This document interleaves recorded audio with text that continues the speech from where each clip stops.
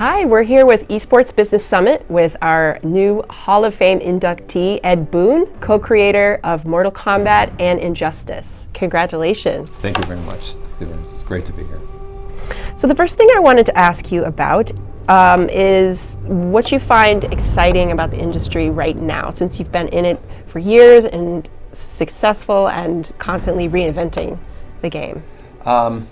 I guess it's growth. You know, it's if you would have asked me 10 years ago, you know, is the industry going to get as big as it is now, I never would have guessed it. And so, you know, its influence on other forms of entertainment, and it's become its own, you know, sport as it is, is just amazing. So the growth of the industry has been the thing that's surprised me the most.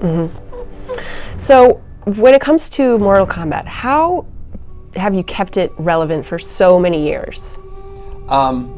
Change has barely been the main thing. You know, we just finished doing Mortal Kombat 11, and with every game we really want to kind of ask ourselves, what's different about this game that wasn't in any of the previous Mortal Kombat games? When you do so many sequels, I think we have a duty to introduce something brand new, so the player who's been kind of on this journey with us knows that every new Mortal Kombat game is going to offer something that they haven't experienced before. As you heard him say for himself, he's always basically looking to change, to innovate. That's how he kept Mortal Kombat alive for so long. A lot of other games have not been able to do that.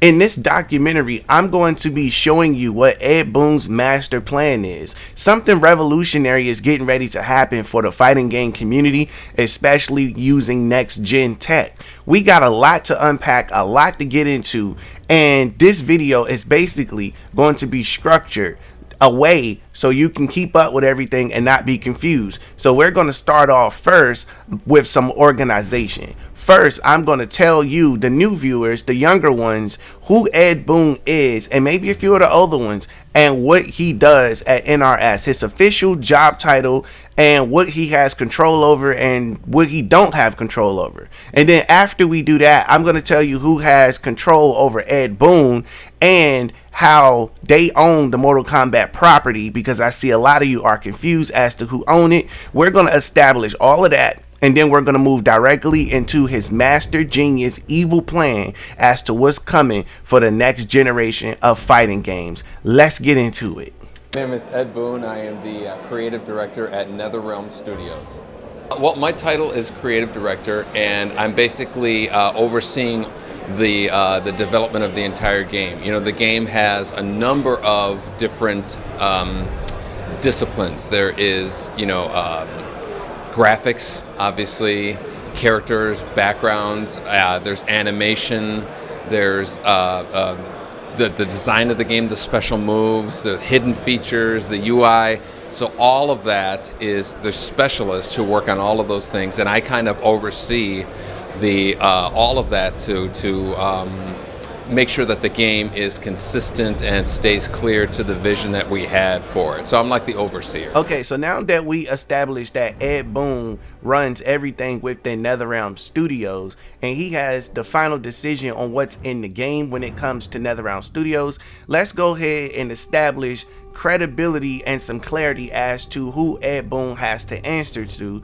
and which it can be a good thing at times, and then it can be a bad thing. We need to go ahead and put that to rest before we can move forward, because I want you to watch this documentary with a open and clear mind as to what's coming for the next generation of Mortal Kombat. And the best way to do that is to give you a short history lesson within the next 1 to 2 minutes as to how Ed Boon and NRS ended up with Warner Brothers as their parent company, is what I'm saying. So I'm gonna let YouTuber Jeremy Parrish go ahead and take over for a second.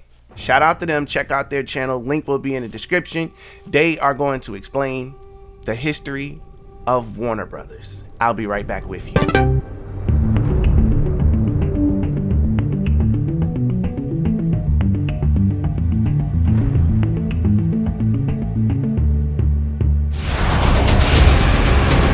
It's July 2nd, and on this day in video game history, Warner acquired Midway Games in 2009, bringing things full circle.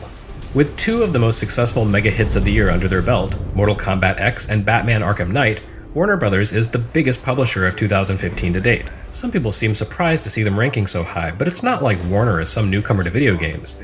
In fact, they've been here nearly from the start. Back in the late 70s, WB parent corporation Warner Communications was the first major media empire to make a serious bid for the video game market. They acquired Atari, whose 2600 console basically owned the American living room. And for a couple of years, Atari earned massive profits for Warner.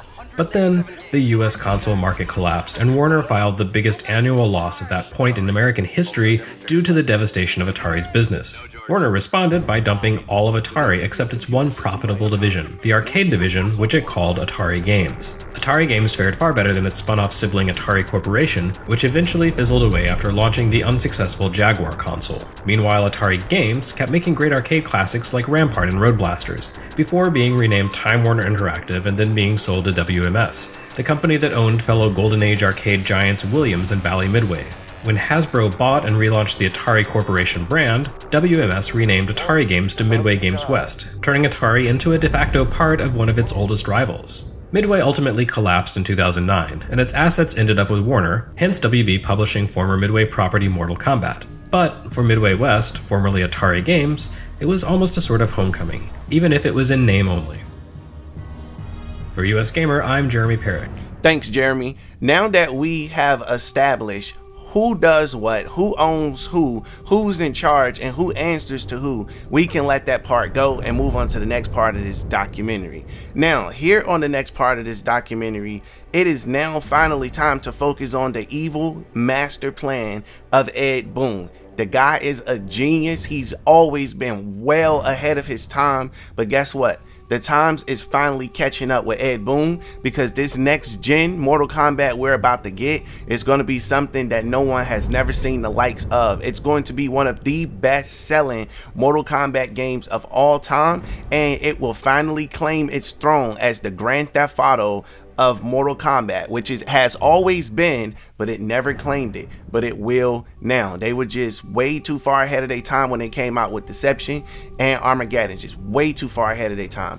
Ed Boon knows what the people want, and he's finally about to give it to us, and I'm super excited for that. If you don't believe me that Ed Boon pays attention to the fans, well, check out this clip right here then. Well, the fact that we've been doing Mortal Kombat games for 20 years, we've gotten to know what players like about Mortal Kombat and what features. So we would never, take out Scorpion or take out Raiden or something like that, and so we know that players are looking for, fun gameplay elements, but also big wow moments, the X-ray moments, the fatalities. They want to see the really kind of crazy stuff, and they want a deep story. I think Mortal Kombat is the fighting game that's known for having a really deep story, and each time we kind of present it in a bigger, more epic way. Now, you heard it for yourself. He's always looking to enhance things. They want deeper stories. They want better fatalities, better graphics, everything. And that is what Ed Boon is gearing up to do. I want you guys to understand how important this massive change is. They have been using the Unreal Engine since 2008. The Unreal Engine 3, they've been using that since 2008. They done did some things with the Unreal Engine that were close to next impossible. Look at the graphics for Mortal Kombat 11. If you watch that in 4K, hell, if you look on your screen, you'll be able to see just such a great job that they did with any game that they put their hands on. But I gotta stick to the facts, and I gotta provide you with the factual information so you can stay on track for this documentary. So with that being said, I'm gonna go ahead and break this completely down. Again, all credit is issued to the YouTuber in the description of the video. Let's get into it. We're gonna start right here. What the hell is with NRS still using outdated graphics? That is the number one question a lot of people have and had on their mind. In 2008, they did Mortal Kombat versus DC Universe. They did Mortal Kombat 2011 in 2011. They did Mortal Kombat, the collection, in 2011, Injustice in 2013, and then they also did Mortal Kombat X in 2015, and they turned around after that and did Injustice 2 in 2017, and then right after that they did Mortal Kombat 11 in 2019. Now 11 years later and they're still using the Unreal Engine 3. Yeah, that is definitely getting ready to change. So I wanted to bring that to your attention because there is a lot of things that we're going to be going over you need to pay attention to that I don't want you to miss out on. This is a reboot. This is a rebirth of Mortal Kombat. Look here on your screen. Imagine how these graphics will look with a new engine and software, DirectX 11. That's just off Microsoft alone.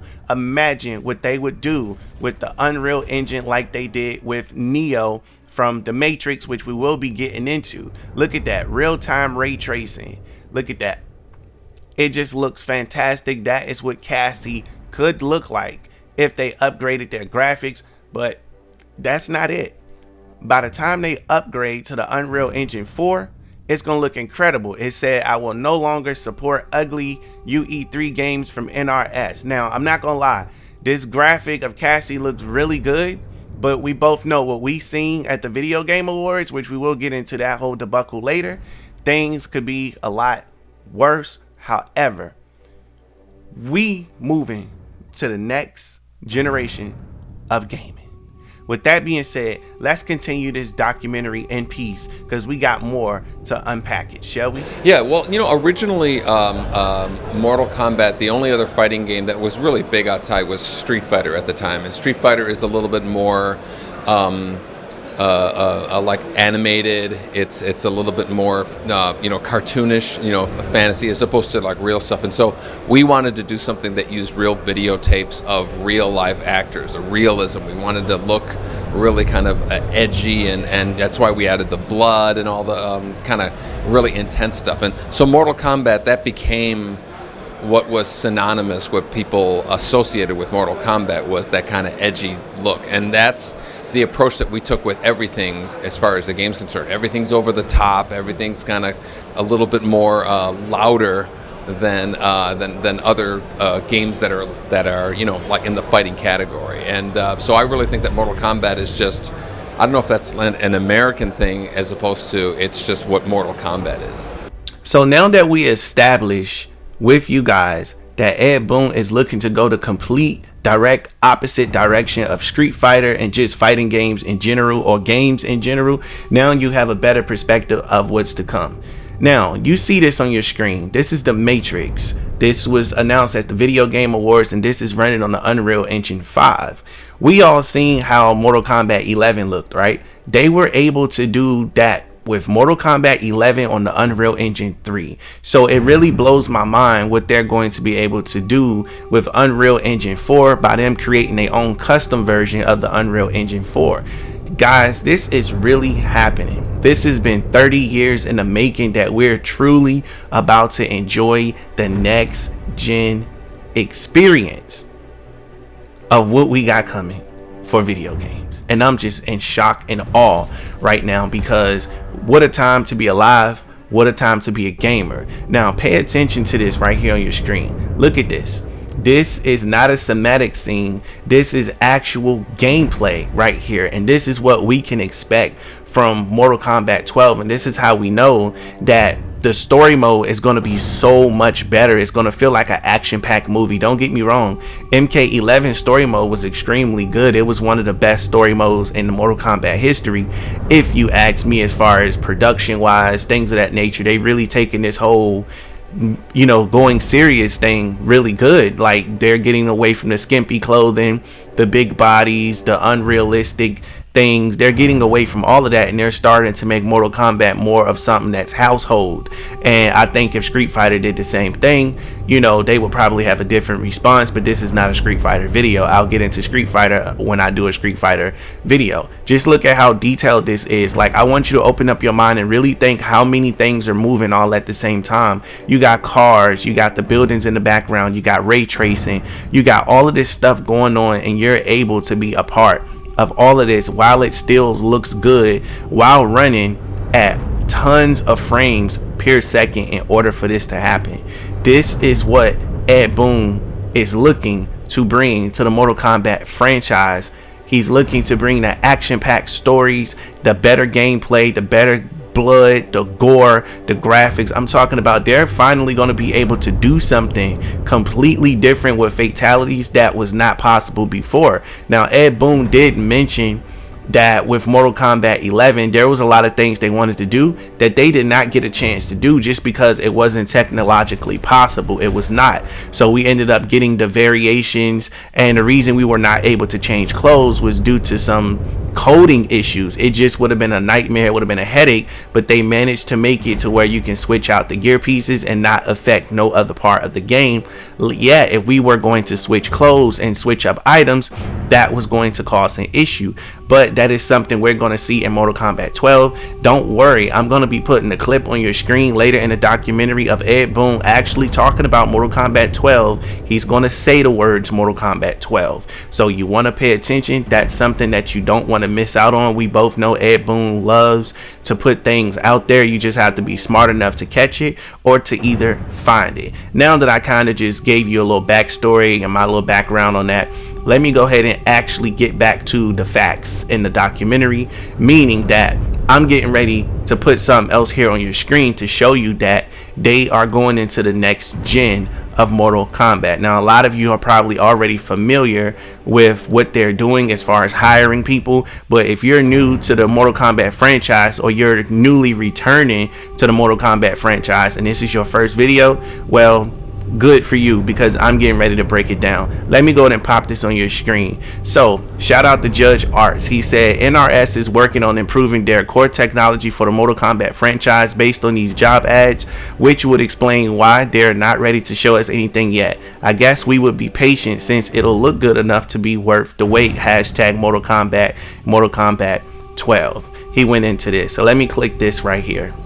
Give it a second to load and I'll try to get through it. NRS is looking for a video game software engineer to work on core technology for the Mortal Kombat franchise. As a software engineer in Core Tech Group, you will help us further extend and innovate key technology for the Unreal based engine. You will utilize and extend your experience with a wide variety of engine, including memory management, animation, build tools, and more. The software engineer has a passion for consistently exploring and mastering new areas of a video game engine, and tasks will range from graphics and animations and development and things of that nature. Now, the daily working with gameplay programming and designers and implement technical solutions to help them meet project design, modify and extend core engine systems with a focus on future technology, working with artists and designers to implement editor functionality and improve overall workflow for the team, research and evaluate engine code to help identify optimal bottlenecks, the essentials. You just need basically, bachelor's in science, all of that type of stuff. With that being said, it's just them looking for better people to help with the game, and you got to be able to have the ability to architect, program, and optimize C++ in existing or new systems with a focus on one or more game related specialties.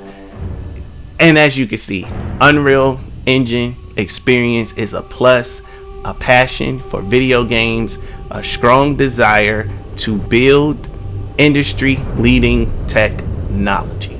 Let me click on this next page over here. Now, this is basically Netherrealm, a division of WB Games, seeks a senior advanced software engineer graphic to work closely with the Core Tech rendering team. Basically what we just went over, but I'll leave the whole thing up here on the screen. If this is something you want to continue to read, you can do so while I continue the rest of the video. Now, so while you're reading that, I just want you to know that what we're getting ready to get, as I've already stated, is something that has never been done before, something that's never been seen before. And the fact that they have finally finished with Liu Kang's story, and they finally finished telling the same story that they've been telling for 30 years, I want you to realize this, is that basically Mortal Kombat 11 was Netherrealm versus Midway. The original Liu Kang and Kung Lao was Midway, and the older versions were Netherrealm. So they basically were doing a story mode about themselves against themselves, and they were basically retconning everything that they possibly screwed up, and that's the whole point of them resetting time. Now a lot of people don't agree with them resetting time, so they had to find a balance of acknowledging everyone. That's why Chronica came in and claimed she was the reason for everything that ever happened. Meaning, we know it happened, Liu Kang know it happened, the characters know it happened, but the new timeline won't know it happened except our heroes. So that's a way to balance everything, where it's like, okay, it happened, we acknowledge it, we not sweeping it under the rug, but that timeline is over, we're in a brand new timeline. This is what's going to allow us to be able to get brand new features within the game and things we have not seen before. Now let me take this off your screen real quick, and I want you to pay attention. Look how good this game get. Imagine playing a conquest mode that look just like this, or something similar, to where you can explore Earthrealm, but you also can get in some crazy fights. There are a ton of things that can be done with the Unreal Engine 4 as well as the 5, and I think Mortal Kombat has a lot of unexplored territories, from realms to characters to lore. We only know about 2 to 3% about Mortal Kombat, because that's all they ever made public, was about 2 to 3% on a main scale level. So that's something I wanted to point out to you guys.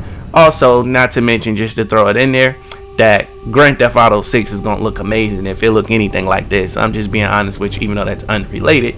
But listen, keep your mind open, because we're only just getting started. We only getting started with this. Look at this damage, the reaction to damages. Imagine what the clothing damage and bodily damage is going to be in Mortal Kombat by the time we do get Mortal Kombat next gen. That's going to look completely amazing. Just being able to see these things in real time and not have to worry about watching cinematics to get the look, but not actually being able to get that in gameplay, especially with the new systems being able to handle a lot of memory. So let's go ahead and move on with the documentary and get to our next point. I think the main thing we're proud of with this game is how much new content is in the game. We didn't take, the last game that we did was very successful, and we didn't want to just take that and put pretty graphics on it and that's it. Good looking graphics is kind of like the entry point. It's like where you start. I agree. It is where you start. And now that we're doing Mortal Kombat next gen, they can focus on bringing us better stuff back, such as Creative Fighter and the entire creation suite, which we will be touching on a little bit going forward before we move to the next topic. Imagine using those points that you have from Combat League to buy new items for your character's face, to buy new items for everything across the board, to change your body type and other things of that nature. How awesome would that be for them to introduce that?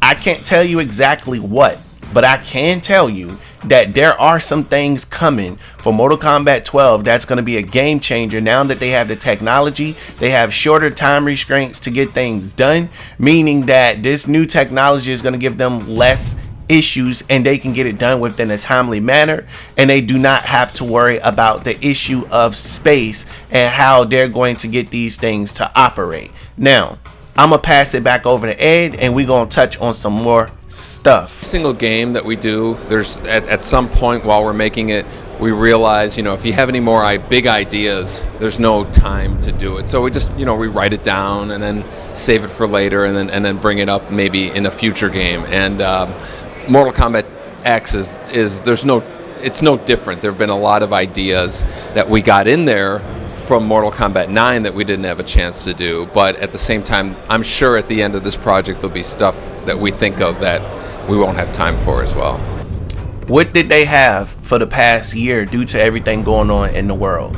They have had nothing but time to restructure their entire plan, their approach to work on new engines, to work from home. Working from home is great because you can wake up 3 or 4 o'clock in the morning and get some work done.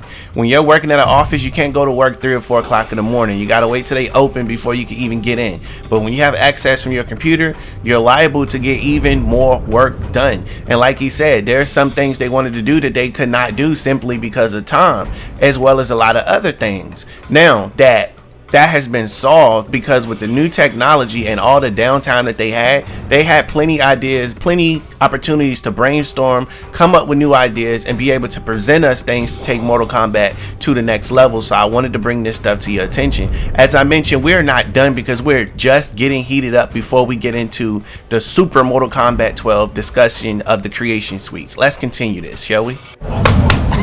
Hey guys, Angry Joe, and I'm here with Ed Boon, the creator of Mortal Kombat, for Mortal Kombat 11.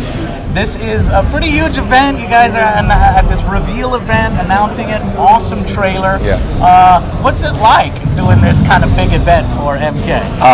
It's overwhelming. You know, when we did the stage thing, like the energy that came out of that crowd, I was not, that it literally threw me off guard. I was kind of like, had to kind of recalibrate and like, okay, what are we here for? It was They kept it was standing crazy. up. I was like, sit down, I can't see Yeah. They were idling at a 10, and then everyone, when a big thing would happen, they go to a 12, and then they go back to a 10. It was really crazy. So brand new Mortal Kombat, really, really soon. I'm happy to see it. What kind of new mechanics are we seeing? How is Mortal Kombat 10 evolving in Mortal Kombat 11? Well, you know, we always want to switch things up. Every single game we do, we don't want anybody to say, oh, that's just a prettier version of the last game. Which brings me back to my original point. They have this crypt system, they have these coins, and there's so much to do in the crypt, not to mention co-op that's coming to crypt mode, and not to mention that being able to play crypt mode with other friends and being able to fight people online and earn points and things of that nature will allow you to buy different parts such as beast, bionic arms, elder guard arms, fingerless, karate, those type of things. You will be able to spend your money on those. So as mentioned, they want to always introduce new mechanics to make it better than the last game. And this is what I'm counting on them to do. And I know for a fact Ed is going to get it done. He's the top dog at the company for a reason. He is the driving force behind Mortal Kombat. He literally is. If I had freaking $60 million, I would literally buy Netherrealm Studios from Warner Brothers and give it directly to Ed Boon and let him run the company the way that he see fit, so that way he would be able to design the game the way that he want, because I'm pretty sure we will have a further and better Mortal Kombat. It's always easier to work when you don't have somebody breathing down the back of your neck. But I put this here on your screen just to put you in the thought process of what it would be like to create your own character in 2023/2022 when this game is announced and come out by 2023, I should say. So what else can they do to take this next level, you ask? Well, there is something else that they can do. They have multiple things that they can bring back to satisfy and to appease the community, especially because online gameplay is so common. Back in the day, it was not common. Playing with other people by the time Armageddon was out, that was not common at all. A lot of people did not have internet compared to the people that do have internet today. I'm just gonna say that straight up. So let's move forward with the documentary. It's only just getting started. Let's go. Now, another thing you guys do really, really well is the additional stuff. In addition to the fighting, in addition to the challenge, in addition to all this other, meta game, you have like a crypt where these different modes. Are we seeing cart combat and something coming back, or a crypt of some kind? There is going to be a crypt, and it's our best one. You know, okay, I wish we can get a little bit more probably. Now, as Angry Joe said, will we be getting cart combat? Now, this would be the perfect time for them to bring back Mortal Kombat, which I strongly, suggestly believe that they will bring that back. They're giving us something because, again, they have the time, they have the space, they have a reason to bring it back, to separate the PS4 version from the PS5 version. Imagine getting the new Mortal Kombat game on PS4, but they got exclusive features to PS5, such as cart combat, or if they use cart combat as like a pre-order thing for people to get access to it for 2 months before it comes out to the general public, etc., etc. So much that can be done there. So this is why I always say Mortal Kombat have such a large lore story and so many things that they can come out with and different ideas that they can do. They haven't even scratched the surface on Mortal Kombat, and it's been 30 years. So this is extremely great because this game will be around a lot longer. Let's continue, shall we? I'm noticing a little bit of influence from the sort of modular gear system that we saw in Injustice. It is so cool that I can like pick and choose the different pieces I want. So it's almost like I'm creating a character. That's one of the other modes I really like, just create a character. So you get a little bit of that light stuff. Will that affect their stats or not? How does it work? Is it like Injustice? It's not like Injustice in the sense of, you know, you have a whole new head and you're changing their entire parts of the body. There's 3 parts of every fighter. Like Scorpion is his mask, his sword, and his spear tip. Those things, players love the skins, like old version of Scorpion, or you know, UMK3. Yeah, exactly. And that didn't work in Injustice. We couldn't do skins like that because the gear pieces would interfere with it. So we just have those gear pieces that swap, but they work for all the costumes. So it's a mixture of the two systems. Exactly. So it's a mixture of the two systems. The amount of costumes we're going to have in this game is way more. So there's going to be way more variety, and so a ton of stuff like that. And the gear, the visual of the gear doesn't come with a gameplay component. The player puts the gameplay components in it because we don't want people thinking like, you know, oh, I can get this gear piece and it does this. It looks cool, but I don't like what it does. So it's a lot more, you know. Player customization is the big part. Now, I noticed when I was switching between, I saw Boone's Mane, and I saw like little funny names like Sub-Zero AF, stuff like that. Is that? How does that work? Is that actually your main? Is that something you created and you put on the internet, and we can then use it? In Mortal Kombat X, we had 3 versions of like every character, and they had names, you know, Hellfire Scorpion or something like that, and. So when we put something like Boone's Mane, that was basically our way of saying, you know, this was created by a person. It isn't the default one that's in the game, you know, because the game is going to come with like 3 default versions. And that's going to be used for tournaments and all that stuff where there's kind of level playing field, balanced, and all that stuff like that. But then when you create yours, you can call it, you know, Angry Joe Scorpion or Boone's Mane or something like that. Yeah, exactly. And so you can give it a name, but that's your version, and that's why we called some of them those. And can other people then create those or download those, or you just tell them your builds and then they build it and that kind of stuff? We're not going to have a thing where you can like share it. That would be a cool feature. Mortal Kombat 12. Boom. Just like that. Like he said, it would be a cool feature for Mortal Kombat 12, right? So I wanted to put this on your screen for those of you who don't understand how it will work. So WWE has this thing called community creations where you actually can do some pretty cool stuff. You can make your own wrestler, upload them, and other people can download them. So if you do this right here where you go to community creations, and then you go to downloads, you can download other people's stuff and upload other people's stuff. Now you're probably wondering, why the hell are you talking about WWE in a Mortal Kombat documentary? Well, this is what it will, community creations spelt with 2 Ks, would look like for you to be able to upload your fighter and for other people to download it. It would bring tons of more players to the game, and also it would create so much content.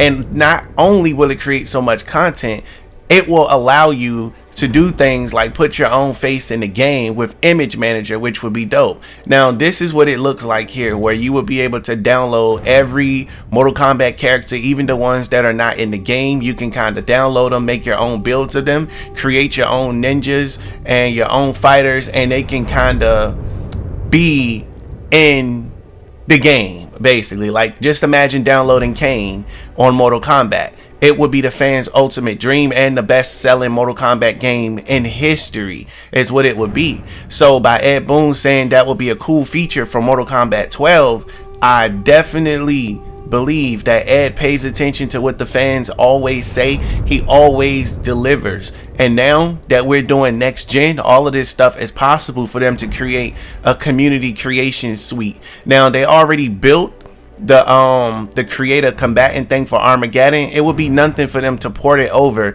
and to change a lot of things about the system, but still have it operate under the same rules. We have technology now where there's balancing in video games.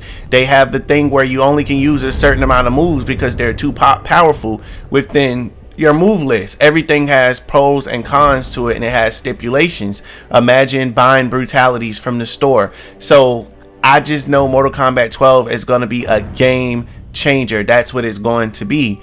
And if you don't believe that, I don't know what to tell you. I just know we're going into the next generation. You heard Ed Boon say for itself, it would be a cool feature. So just showing you stuff here, just giving you an idea of what the menu would look like if Mortal Kombat were to get one.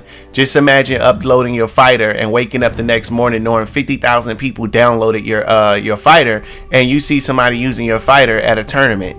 That would be super awesome. That would just be super awesome. Now I know a lot of you will probably say it would dilute DLC. I don't think it will, not one bit, in the sense, because those things will be exclusive to those DLC characters. And like I said, Ed Boon is a genius. He knows exactly what he's doing. Let's continue with this documentary because we are just only getting started. Let's go.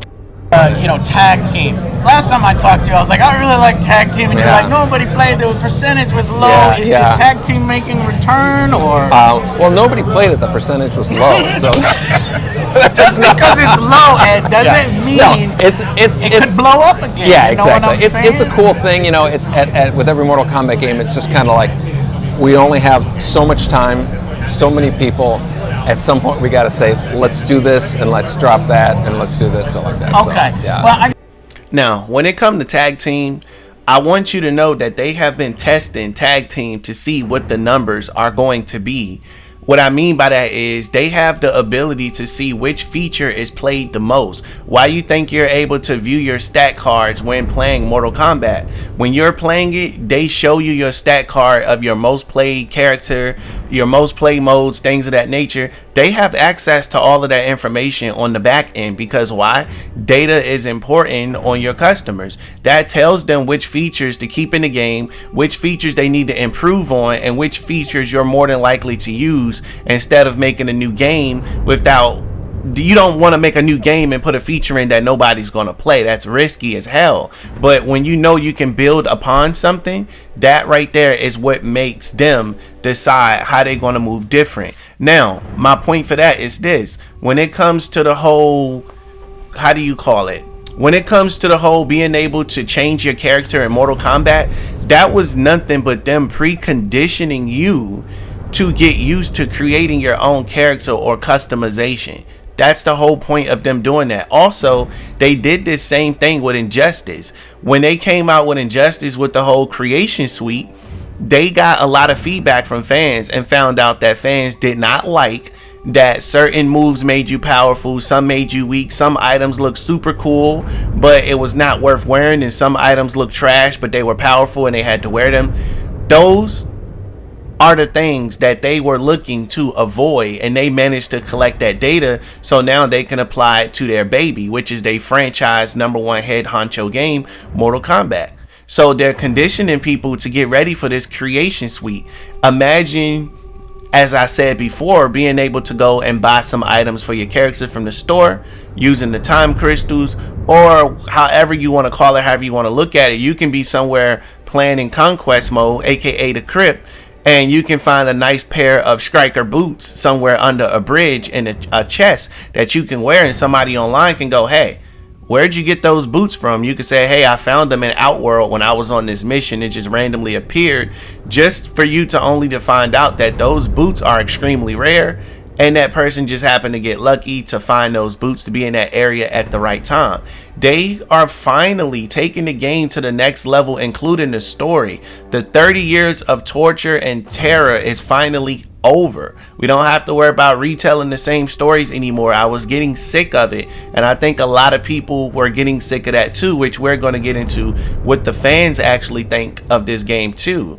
So you want to stay tuned around for that also. Now, with them collecting all of this data when it comes to tag team, do I see tag team coming back? Yes, I do see tag team coming back at some point. I mean, they did include tag team within the towers to see how many people actually played the towers together as a team, as a team that worked together. And by them doing that, them numbers are going to determine if it's going to come back in the next game, because it's nothing for them to make tag team a full-on official thing for Combat League mode, where you can play up to 4 people and you and your friend can just go and battle the whole world together, where you're both in the same session and you get tagged in and they just kind of move you both from one room to another. I think it's possible for them to do that, especially on next gen technology. So they have endless opportunities on what they can do to make this game one of the greatest games of all time, which they will do, because Mortal Kombat 12 will most certainly be topping everything that's out there in the fighting game community. And this is why we don't mind waiting a little bit longer for this game to come out, or for this game to be announced. As I said, you can come back and watch this video after this documentary after it's announced, when I tell you that it will be announced and it will be coming out. You'll see it sometime in 2023. Let's continue with the rest of the documentary. But I was getting a little bit worried of the microtransactions. Now, you guys did a great job in MKX. Initially, I got confused at first, but I thought the system was well done. Yeah. Am I going to have to get angry? Is there going to be microtransactions, mobile game type of stuff? Yeah, I guess, and I don't know if what was it, Injustice or MKX that you got it wrong. I got it wrong. Fix it, and I had to fix it. I was pissed off for like a week about that. I'm so sorry. No, just kidding. So as you can see here, when it comes to Ed Boon, he's doing everything that he can to protect the players, because he really does care about the players and not destroying something that he built. Mind you, MK is something that him and John Tobias built. This is their baby. So of course he wants to protect the reputation of it. Now these companies, they need numbers and they have to push numbers, so they force people to put microtransactions in the game. Now, Ed Boon has done a good job of avoiding bad microtransactions, but he still needs to complete the task of putting microtransactions in the game. And bringing back Creative Fighter is the only way to justify microtransactions, by allowing people to purchase things they want for their characters, but still being able to earn those things when they're out in the crypt mode, conquest mode, whatever you want to call it. I think that's 300% absolutely fair. He's going to do what needs to be done with for the company, but he's going to do it in a realistic manner. Now, a lot of you are probably wondering, well, what is the bad way to use microtransactions? Is there a bad way? The answer is yes, there is a bad way to use microtransactions. And I'm getting ready to put something on your screen that's going to show you exactly what bad microtransactions are, which is something the community was worried about, but Ed ensured us it would not happen. So I'm going to let this wonderful guy right here explain to you what microtransactions are, how they work. Hey guys, thank you for watching that. Now I want to talk to you about Twitter, okay? Now hear me out. We've got like 200,000 subscribers on YouTube. We've got like 300,000 subscribers on Facebook. Do you know how many subscribers we've got on Twitter? Basically none. Can you do something about it, please? The Twitter link down there. I feel like I'm talking to no one.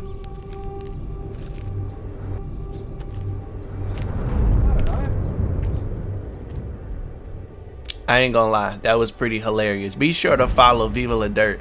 They link will be in the description below. Shouts out to them for making that amazing video.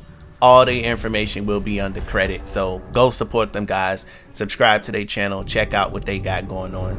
Now, I just wanted to show you what bad microtransactions are and how the gaming industry is pushing that on people, and Ed Boon is basically protecting us from that. A lot of people really feared this about the crystals, where it got so large to the point where they said you would need to spend X amount of money in order to complete the game, which turned out to be false. It basically was just people jumping the gun and just trying to make it into something that it's not, you know. But as you saw in this interview with Angry Joe, shouts out to him also, credit goes to him also.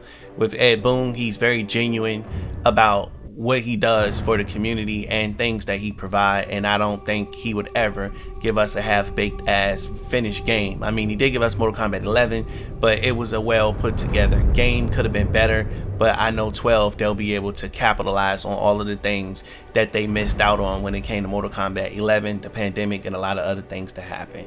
But let's go ahead and move on to the next part of this documentary. The angry we can't get into like the specific details of it, but you won't be angry at it. Okay. I could tell you that. Okay. You know, as All far right. as that. So yeah. real quick, there's some questions that we got. Are we gonna see Johnny Cage?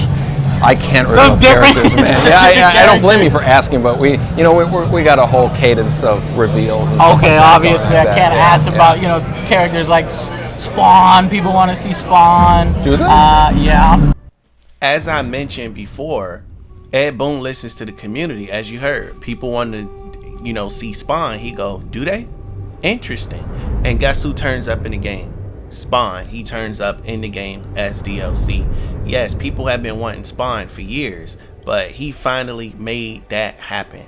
Better late than never. This is the reason why I said I feel like Ed Boon is going to be the person that changed fighting game history. He's done it once.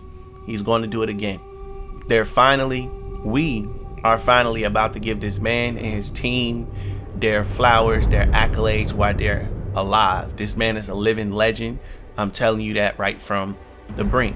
Now, when it comes to other IPs, there are other ones coming down the pipeline, such as Marvel and Marvel's fighting game, and then you also got Injustice 3, and this man is just doing incredible things. But I'm gonna tell you this, that's a part of his plan.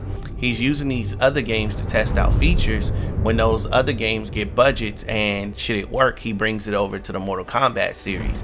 Like I said, they tested out the gear feature with Injustice and brought it directly over to Mortal Kombat because it was quite interesting for people to have it. So why not have it in Mortal Kombat?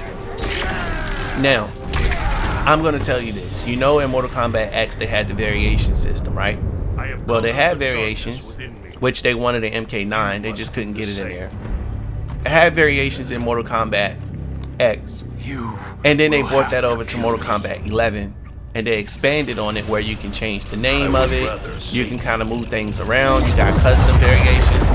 So what do you think they're going to do with Mortal Kombat 12? They're going to enhance on that variation system. And they're going to enhance on that customization system is what's going to happen. That's just fantastic. Imagine being able to select from 6 to 7 different voices like how you were able to in Saints Row or like other fighting games, and then being able to select your intros. They have people at the studio, random people such as Ed himself and a few other people just randomly do some voiceovers that make no sense to interact with characters to put them in the game, or just create some motions for them to appear without audio. I would rather them put voice actors in the game such as themselves, like do I know you? Nope, never heard of you. Well, you're going down. That type of stuff, just like generic back and forth stuff for creative fighters. That would be great. Or some type of history with the fighters, like how we had Shujinko. If we were to play with Shujinko versus any of the fighters, they will have history. So if they have a mode where it's like you're going through conquest mode, you meet all these people, you use your creative character, they automatically recognize the main characters and have some type of dialogue or interaction with them. So it's so much that can be done with this game here, and I'm truly excited for what's to come, especially with this whole Mortal Kombat 12 thing, the hype that's surrounding it. Let's go ahead and get back to the documentary. Well, what did the new generation of consoles let you do in terms of all of its graphical power to innovate in the game?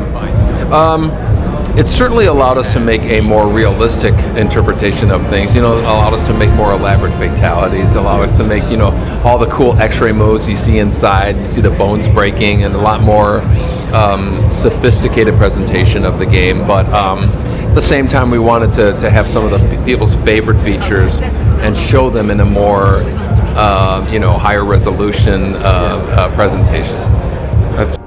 Now, if you smart enough, you would know that what he was saying. Shout out to Mitchell Salzman also. But let me go ahead and finish what I was going to say. If you were smart enough to know what he's talking about, he has no problem bringing back old features. But those old features has to hit way harder than they did the first time, so it doesn't look like a re-failure, if that makes sense. Now, the point of putting this on the screen here is to show you the loading times with these games and the amount of detail that they're able to make something happen without having to worry about overheating the game or having to use technological things to hide things. Like when you go through certain parts of the game, you don't know it, but it's loaded in the background. Look at this here. This is Bloodborne, which is an extremely large game, and they were able to get this game to load within like 12 seconds alone by itself, and this is a massive game. So when it comes to Mortal Kombat, imagine how much stuff they can stuff in the game, you know, and for us to be able to play it, because when it's extremely large, it usually takes a long time to load. This Spider-Man game is massive. It only took them 5 seconds to load that game on PS5 compared to PS4 Pro. So when they do put Mortal Kombat on next gen, they will be able to do way more than they are to do with things with the PS4, or I should just say last gen in general, because it would make the game a lot slower, and nobody wants a game that takes forever to load. So if you can get it to load in like 11 seconds or 5 seconds, I think a lot of people would rather have that. And for those of you that'll be like, I have no problem waiting, well, the company has standards that they has to meet as far as having a game that's playable within a certain amount of time. Now that we got that clear, let's go ahead and move on to the next thing I want to point out to you in this documentary. Well, you're notorious for posting tidbits of information on social media, right? So, and the last one you posted was feet of a few characters. You wanna add anything to that? Maybe another hint? No. No, that's it. Yeah, that's. I think that's part of the fun. You know, Mortal Kombat is kind of known for mysteries. You know, the very first game had Reptile in it. We didn't tell people about it. It became a rumor, and then it just, you know, there's always rumors associated with Mortal Kombat, and I think that I like to do that as well. So we never flat out tell somebody, but we always tease them, and I think as frustrating as it is for players, I think they still love it at the same time. Yeah, well, it is pretty fun. As a player that follows it, I think it's pretty fun trying to find it. You heard for himself. He loved teasing things. They'll never flat out tell somebody what they won't get. Now, as you can see, this is my Twitter account here. Shameless plug, go follow me on Twitter. So, at the Wave Report. Alright, so I tweeted this. I responded to one of Ed Boon's tweets. And his original post was this. Walked around LA Comic Con with the real Cybot this week, and we ran into a fan. This is me, Michael Myers from Mortal Kombat 12. It will be killer. And he gave a response. I said his moveset would be killer. This is what he said. Killer. I see what you did there. So I'm going to click on this here for you and give you a better look at it. He loves to tease. He loves to tease, and you can see everybody else chiming in. So again, I'll show you this. Let me click on the original post so you can see it go down. And also the same thing with Ghostface Killer. He replied to this also when Darian tweeted this. This ain't a bad idea. Also, the thing he said, you guys do be looking good. So, with that being said, he's known for interacting with the community, being involved with the community, and keeping us hyped for what's to come next. So, I would agree. He knows exactly what he's doing. He's a marketing genius as well as a lot of other things. Let's continue, shall we?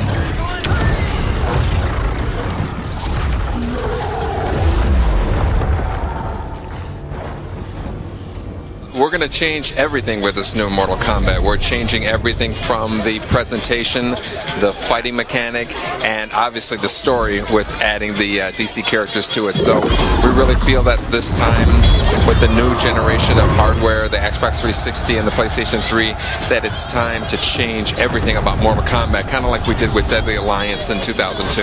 The tone of the game is definitely going to be Mortal Kombat. It's still going to be an intense, brutal, kind of a high energy experience, and I think that people will realize when they're playing this game, wow, this is still, it feels like, like a Mortal Kombat game.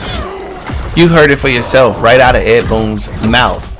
It was definitely a time for a change when that next hardware came out, and they did some incredible things with Mortal Kombat versus DC. Now that we're going onto the next gen, the same thing is getting ready to happen again. Like he said, they did the same thing with Deadly Alliance, which changed the landscape of Mortal Kombat, especially for what it was back when they did Mortal Kombat 4, Ultimate Mortal Kombat 3. Deadly Alliance completely set the tone and took it to the next level, and that's the reason why Mortal Kombat is what we know it is to be today. And we only can expect the same thing with this next generation of hardware. Ed Boon has always been a needle pusher, always been the person that would take and go to the next level beyond what his job requires to deliver what needs to be delivered to the fans. And that is why I know for a fact we're going to be able to get everything that we love going forward. We'll be able to get every ounce of what we want from Mortal Kombat, and there's some things I'm sure that's going to be in there that none of us expected, we never saw coming, and some things that we did highly anticipate. NRS is known for fueling the leaks, they're known for fueling the rumors, and the majority of this stuff is done on purpose to cause conversation within the community. It's the oldest trick in the book. If people are not talking about you, you're not relevant. Keep people talking and you will become the most relevant person ever. Let's continue. Free fall combat, where if you throw somebody off a building, instead of just watching them fall and hit the ground and fighting, you fight while you're falling. So as you're falling, you're throwing punches and you're countering and doing all this stuff. So the action is completely different from the previous Mortal Kombat games, and that to me is what's the most exciting. Mortal Kombat has always been a one-on-one fighting game, so it's not like there's a whole bunch of players fighting at the same time. It's a one-on-one fighting game, but the fact that you have unlimited opponents online is opens the doors for endless possibilities. Mortal Kombat versus DC Universe is going to be on the PlayStation 3 and the Xbox 360, and it's coming out in the fall of 2008.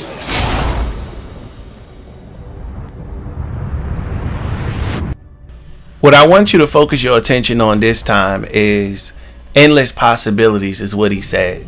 Mind you, he's done a great job of transitioning Mortal Kombat into the fighting game community, and that's what's going to lead us over to our next segments about esports. He is huge on esports, and he is looking to make Mortal Kombat a household name when it comes to the esports community. As you can see, Mortal Kombat 11 has appeared at several tournaments. It's won a couple awards. Now, when it came to Mortal Kombat 9, yes, it did appear at some things, but a lot of people did not take that serious. So them turning into a more serious toned game is what allowed them to progress forward. So esports is definitely another thing that's going to be targeted by Mortal Kombat 12, of being prepared, especially with the mechanics, so that way it's evenly played on both sides and that it's a fairly balanced game, because we know 11 definitely had its issues. So let's go ahead and get into esports.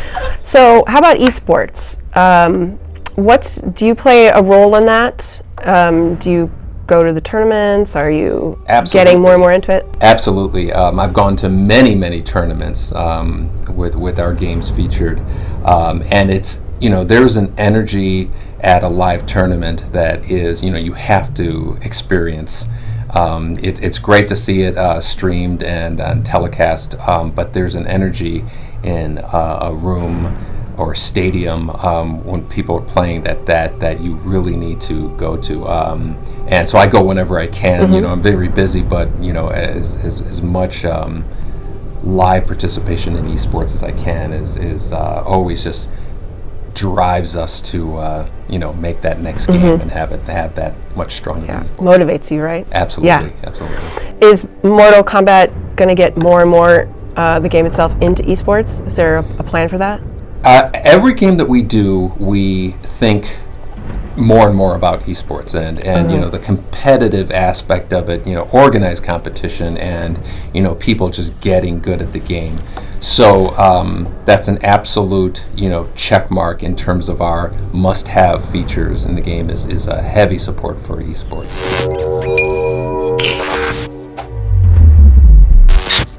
Now, esports is another thing that's going to be used to keep the game alive. It's what keeps people competitive, and I'm pretty sure a lot of you probably are not familiar with esports if you're a casual Mortal Kombat fan. If you're a hardcore fan, then you know exactly what esports is. So with that being said, Ed Boon knows to make the necessary tweaks so that way it can keep the game popular, keep the game played year round to where they don't even have to worry about doing too much promotion, because that's what the fans are going to be doing. Now, for those of you are, like I said, that are not familiar, I'm about to go ahead and give you the top 5 moments in, I should say, esports history when it comes to fighting games. So go ahead and check out these 5 moments. Don't worry, I'm gonna be getting y'all up out of here real soon, but we just gonna finish up the rest of this documentary. Check out this clip right here and I'll be right back with you. I'm Tyler Lansdowne, Community Manager at Netherrealm Studios, and here's our top 5 moments from Combo Breaker 2019. Number 5. Panda Global's Hayate makes a hard read with a fatal blow, resulting in an amazing scramble with pixels remaining for both players. There was a punish at the back 2-2-2 as the puddle is down. That was so smart. That's not a cancel you see coming normally off that 2-1-2-1-2. But now we're in kill territory. We gotta watch out for that fatal blow! And you knew it was coming! It wasn't enough! It wasn't enough to stop him! He was down to a pixel! The armor saved him! Oh my God, goodness! that's not it! That's not it! What's he gonna do? Teleport? Not enough! Oh no! Are you kidding me? Are you kidding me? He put it all on the line! Just did it! He just did it, ladies and gentlemen! Number 4. A huge comeback over Nutty by Galloping Ghost Jeremiah. Oh, backing up, probably anticipating the wake up of Jeremiah, not giving it to him. Jeremiah can make this happen here. Oh, especially now! Oh, this is gonna hurt. Has fatal blow on deck here. Is it gonna be enough? These fatal blows do scale, but they don't scale that much. I think that is not quite enough. We need another decision here from Jeremiah. He's gotta get back in, he tries! Nutty wants to just put up the zone. Wiggles it. Oh no, it's punishable! He went in too hard! In fact, last breath. Number 3. Echo Fox's Sonic Fox reverse 3-0 Samij with a surprise Scarlet pick. But Sonic Fox, once he has had that fatal blow, he's become such a terror. When will he bring it out? Look at Samij just trying to block. Oh, out of there! What? Are you kidding me? The siphon! What? Into the throw! Sonic Fox is gonna take it! Reverse 3-0 over Samij! Are you kidding me? What? Number 2. Waz hits an incredible fatal blow with 1 second left on the clock to take a round off of Big D. Turns on the purple stuff. What's it gonna be? Regular throw in the throw tech. Oh my God! He catches the active frames of the shimmy, and there it is, just like that! He needed exactly that much time. The fatal blow. Number 1. Scar defeats Sonic Fox to become the 2019 Mortal Kombat Combo Breaker Champion. 50-50 from death right now! If he finds the right combo, and Sonic Fox knows it, so Sonic Fox now is playing a little slower of a game. He dashed forward! He got the grab. Scar so close, so close! Sonic Fox got too heavy and it's Scar takes it! Combo Breaker 2019, Mortal Kombat 11 champion! That's all for now. Make sure you follow @NRS Esports on Twitter for up-to-date info on the Mortal Kombat Pro competition.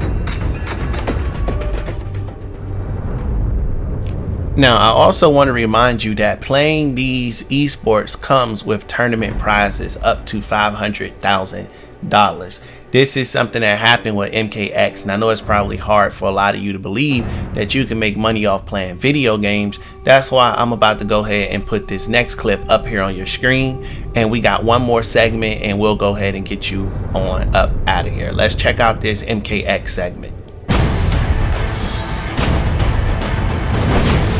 Let's get this party started. Mortal Kombat X ESL Pro League continues in 2016, expanding to include a new Challenger Cup. Join the best combatants from around the world. The stakes have never been higher. Mortal Kombat X. Register now on proleague.com/MKX. Rated M for mature. Yeah, that escalated very quickly. So if you play video games or play Mortal Kombat, I highly recommend that you check out some of them online tournaments. Now let's get back to the focus of this documentary. We're going to go into next of talking about balancing, because I know you guys are worried if they do a creative fighter that balancing will be an issue. I want you to know they're fully aware of how to handle that situation. I'll let Ed tell it. Weight of doing that falls on the designers. And with the characters themselves, with those sort of movesets, how's that impacted them balancing? Because like you said, now you've got triple for each character, and however many there may be, it must be a bit of a headache. That's exactly right. We obviously the game's not done, but we are anticipating that it is going to be a huge task to balance the game out. Because now you have 3 versions of Scorpion going up against 3 versions of Kano, and so A of Scorpion might be a good matchup for B of Kano, but C might be a bad matchup for A of Kano, and so all those combinations and permutations of mixing up characters is going to be tough to balance. But it's also going to be, I feel, the strongest thing that's going to separate Mortal Kombat from all the other fighters. It's something that no other fighting game is doing, and it's going to add that much depth and variety in the gameplay. Now, to add depth and variety into the gameplay, it definitely would require communication with the fans. And I want you guys to know that is not Ed Boon's fault. I do also want to say that the community is talking. The community wants NRS to pay attention, to listen. But again, it's not up to him as to when he can respond and how he can respond. So what I'm going to do here is I'm going to put up some fan feedback on the screen, as well as play 2, 3, or a couple of videos and let you guys go ahead on home.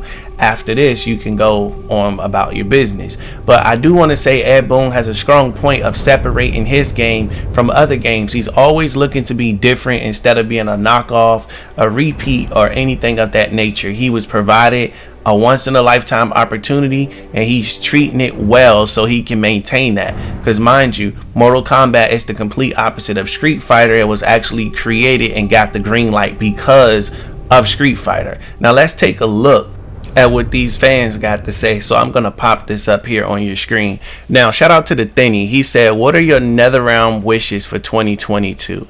People said for leaks to be true. Basically, somebody even made their own roster. I'm gonna leave it up here just long enough for you to read it, just in case you want to read it. Of course, Quan Chi, Cetrion, Cashy Cage, Takeda, Jackie Briggs, Kung Jin, Raiden, Sindel, Devore, Reptiles, Scarlet, Trimmer, Jay.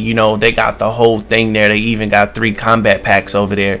If you guys just want to take time to read that, you can pause it. So my point for this is that the community is going crazy as far as supporting a game that has not even been announced yet, especially after what happened with the video game awards. They were extremely disappointed, but at the end of the day, NRS promised them nothing. And I gotta say, that's a really good roster. Excuse me. That's a really good roster and a really good DLC pack. And as you can see here, people continue to talk. They put their wish list. Some want Tanya, some want different versions of Mortal Kombat, like a Dance Dance Revolution, which would have been great. What they say, a game where they actually put the skins. They was talking about, Mortal Kombat 11, then put in that Scorpion skin that we never got, but we ended up getting gear pieces. Also, they mentioned how the MK Mobile actually gave them what they promised. So people don't like being promised and stuff and not getting it. Now the MK Just Dance game would probably be fun for some people.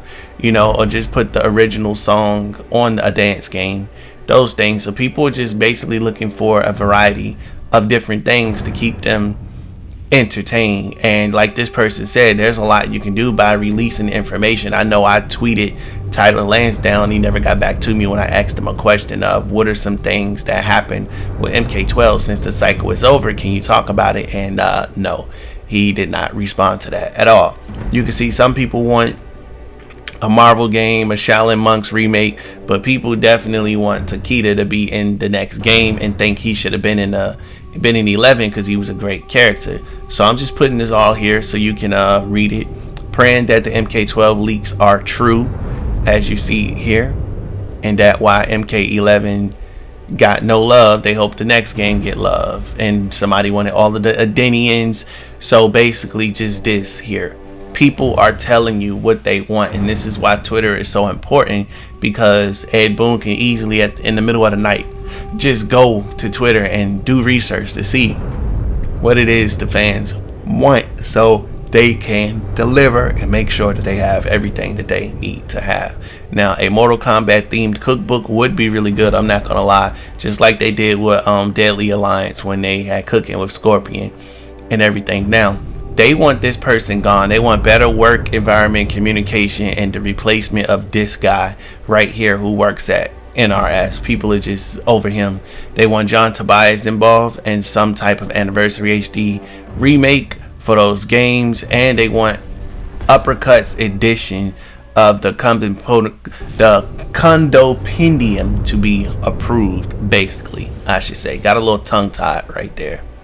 Now, it's just amazing seeing the fans come together like this and give their thoughts on what it is that they want. That just shows you how much of a loyal fan base that people have for this game, and that's just an amazing thing to see. So that's something that I wanted to point out to you there. And I also got 2 fan videos we're going to go over. I'm gonna pay some bills and then get y'all on up out of here. Hello, Wave Report. It is me, Devin Powell. Thank you for making me part of your documentary, and thank you so much. I will be answering questions, so here's my questions I'm going to be answering for you. How do I feel about the NRS communication? Well, it's gone a little bit quiet. It's not always that good. It depends on if WB is keeping them quiet, of course. We don't know that for sure, but I'm thinking on the side of my head, I'm like this. I'm thinking that maybe we're going to get communication when the 30th anniversary comes out, and I'm hoping that is the case, because I think that's when the game could come out. It makes sense. But when MK11 was around, the communication was so bad. It was so shit. I'm going to be honest with you. I don't mean to curse. I don't mean any of that, but I'm going to be honest. I'm like this. But yeah, I'm like that, because it's just like we had to wait in the dark with a candle, so it's just like that. What did I like?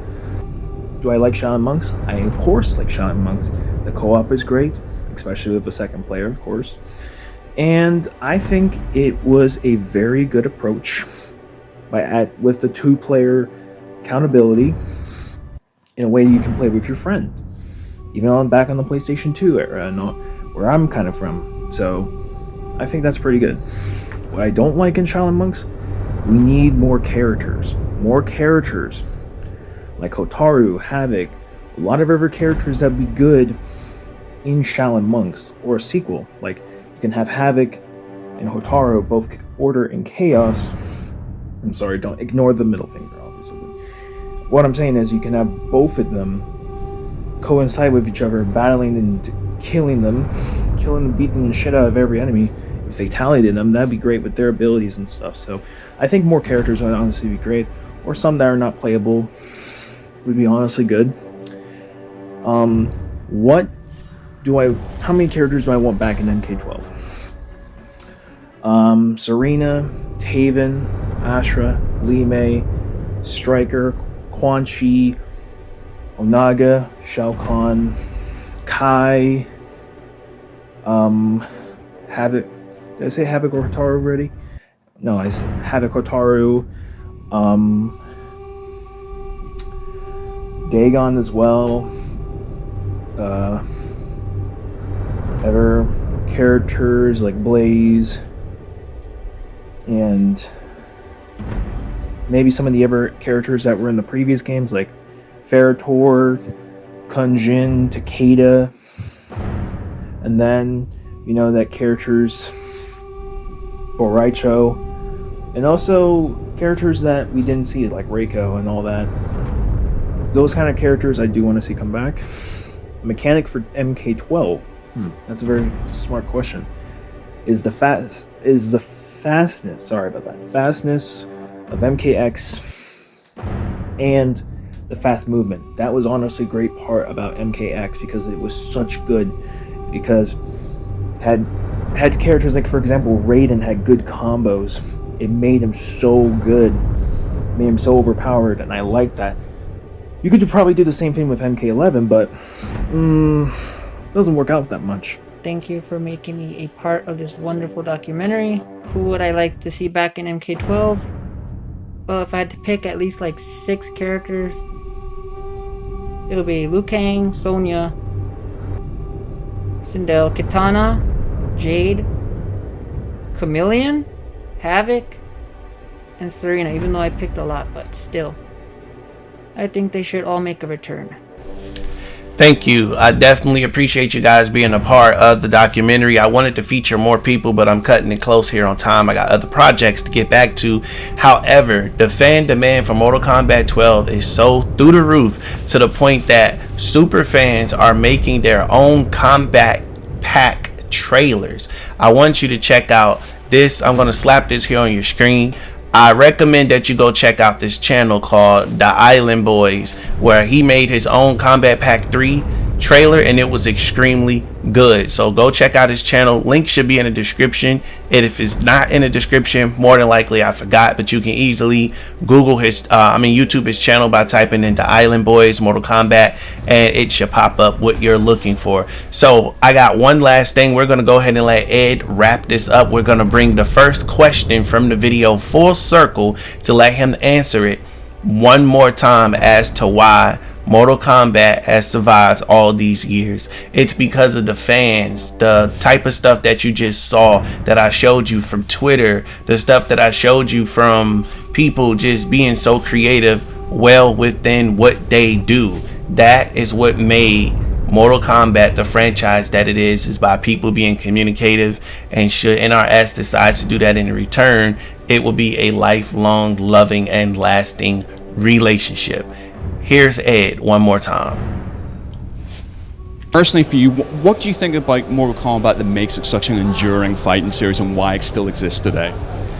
I think it's a combination of a number of things. I think for the older players, it's a lot of it is nostalgia, what they remember, from when they were younger, and then seeing, much more contemporary, much more sophisticated presentation of their childhood memories. I think there's a lot of it with that. With the younger players, I think a lot of it is, these characters are represented in a story. No other fighting games represents their characters in such an elaborate, cinematic, movie-like presentation. And so I think they've just really grown attached to these characters just because the story is so deep for them. And then, of course, there's the gameplay. Once you get past all of the fatalities and the pretty graphics and all that stuff, you have a lot of fun playing the game, and everybody can sit down and have a good time with it. Thank you very much indeed for taking the time to talk. Thanks a lot. Finish him!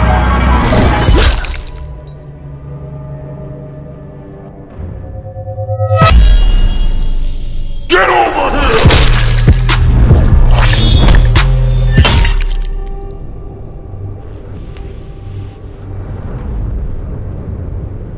Hey, what's up, guys? I truly appreciate you watching this long documentary, and I just want to say, if you truly enjoyed yourself watching this and you learned a lot, do me a favor and smash that subscribe button and turn on post notifications, as this is your brand new favorite and daily place for Mortal Kombat exclusive content and Mortal Kombat in general. So my name is The Way Report. I have been your host. And until next time, I will see you wonderful people later. Be sure to check out the other documentaries that will present themselves at the end of this video, such as the Onaga Returns documentary, Leak Roster, and a couple of other good ones also. Thanks for watching.